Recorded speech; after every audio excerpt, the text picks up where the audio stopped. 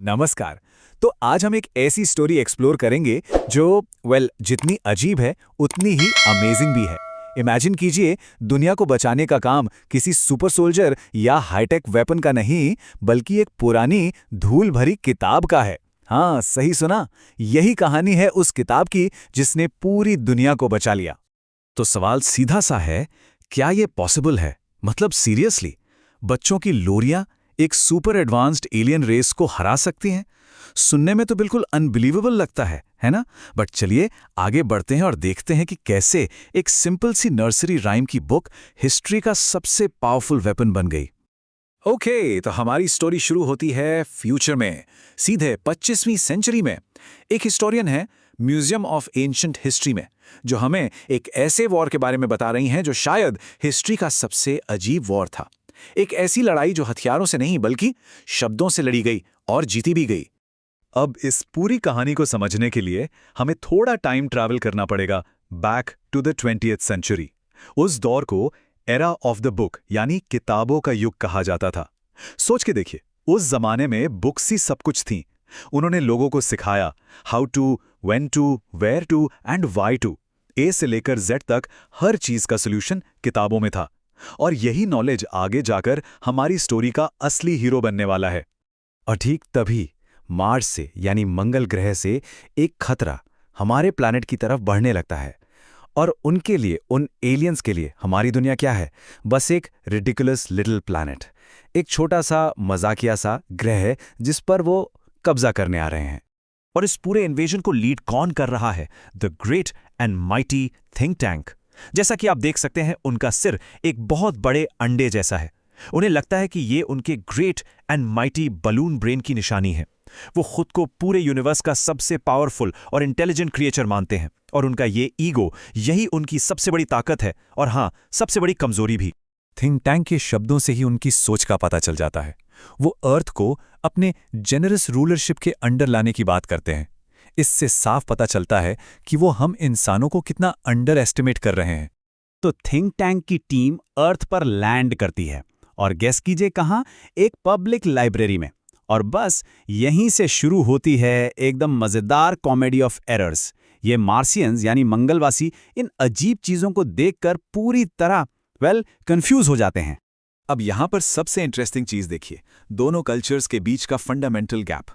हमारे लिए एक बुक नॉलेज का सोर्स है, लेकिन उन मार्शियंस के लिए उन्हें ये एक सैंडविच जैसा दिखता है। सीरियसली, थिंक टैंक तो पूरे कॉन्फिडेंस से डिक्लेयर भी कर देता है कि ये अर्थ का एक सैंडविच है।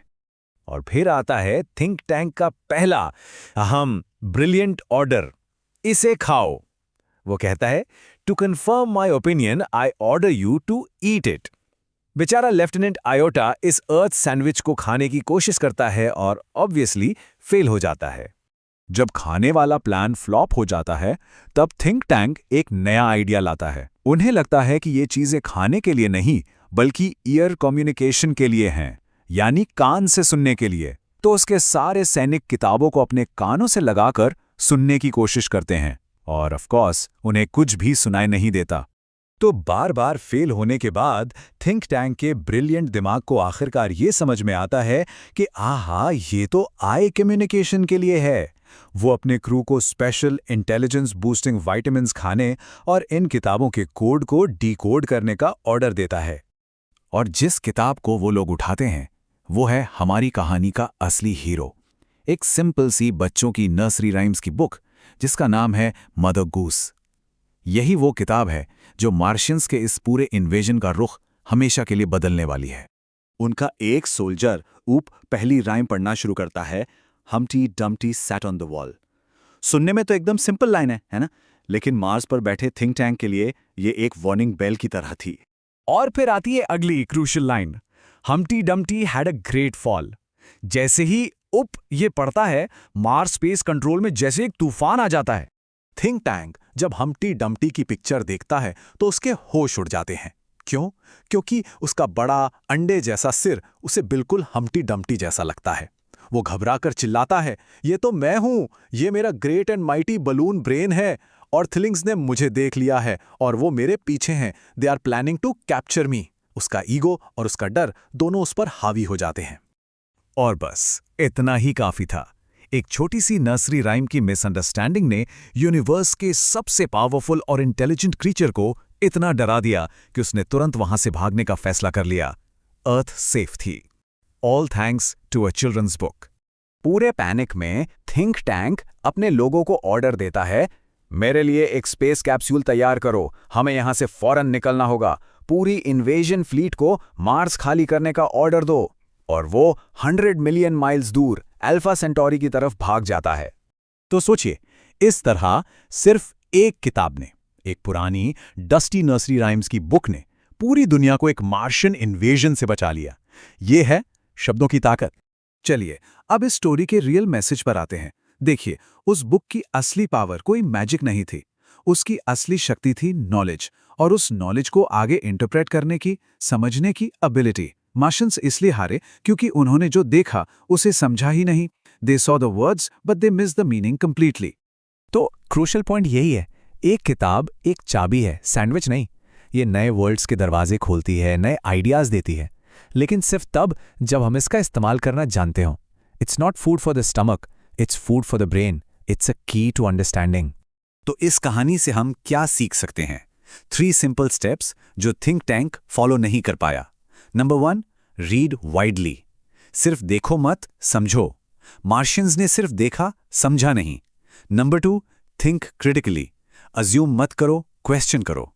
थिंक टैंक ने सवाल नहीं किया, बस अपने ईगो को फॉलो किया। और नंबर 3, शेयर योर आइडियाज।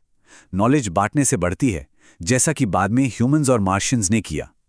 और इस कहानी का एंड काफी पॉजिटिव है। 25th सेंचुरी तक ह्यूमंस और मार्शियंस दोस्त बन जाते हैं। हम उन्हें पढ़ना सिखाते हैं, सैंडविचेस और बुक्स के बीच का डिफरेंस समझाते हैं, और वो लोग भी मार्स पर मार्सोपोलिस में एक शानदार लाइब्रेरी बनाते हैं। तो देखा, नॉलेज ने दुश्मनों को दोस्त बना दिया। तो आखिर में एक सवाल सबके लिए। जैसे मदर गूस अर्थ की हीरो बनी, वैसे ही कौन सी किताब आपकी सुपर पावर बनेगी? क्योंकि याद रखिए, हर किताब में दुनिया को बदलने की ताकत होती है। पावर आपके हाथों में है, बस उसे आगे बढ़कर सही तरीके से पढ़ने और समझने की जरूरत है।